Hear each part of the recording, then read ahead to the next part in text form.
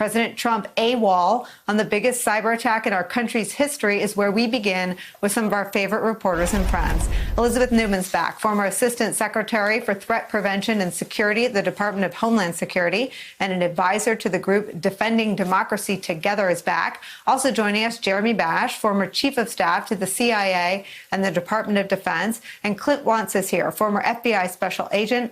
Jeremy and Clint are both MSNBC national security analysts. Jeremy, I start with you. First on this attack, is it possible that as the full picture comes into focus, it's much worse and much deeper into our government than we currently understand it to be?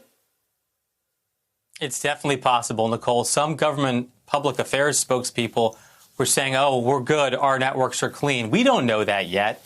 We're only 72, 96 hours into reporting about this epic breach of America's national security, one of the largest, if not the largest, already believed to be the largest cyber attack on our government.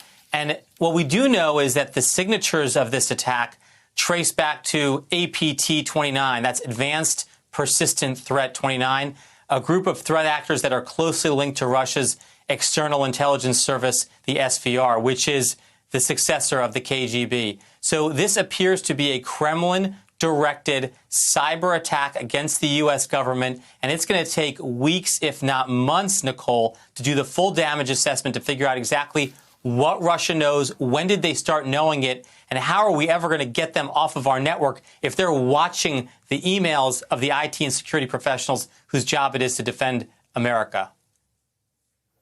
So, Jeremy, you've been the chief of staff at both the Pentagon and the CIA. Obviously, in recent decades, we've turned a lot of our defenses to protecting this space, obviously not adequately. What does it say to you that the Pentagon, this new team, Donald Trump ousted the old folks, put in a new team? It's been unclear for weeks now why.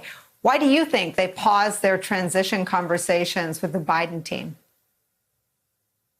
Well, I'm not sure there's a connection between SolarWinds and the breach and the pause, but let me offer a couple of things. Number one is with respect to this transition pause, Nicole, don't be fooled. This was a decision by the White House.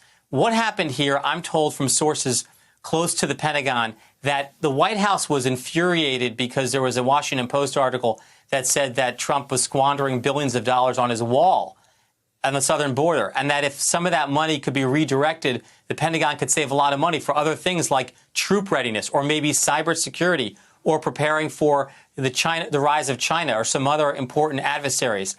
And so when the Pentagon saw this, when the political leaders of the Pentagon saw this and the White House saw this, the White House said, cancel all meetings. And the Biden transition team, I'm told, had meetings that were scheduled. They had requests for information, RFIs, that had been propounded to the Trump Pentagon, and the Trump Pentagon shut the whole thing down. Now, Secretary Miller, by all accounts, is a decent person, a mild-mannered person. He's saying, I'm ready to talk, but he's being misled by his own staff, Nicole. He's being told that this was mutual. It was not mutual. This was done by the White House, and the Secretary of Defense should stand up and say, my department is going to cooperate with the Biden transition. National security depends on it.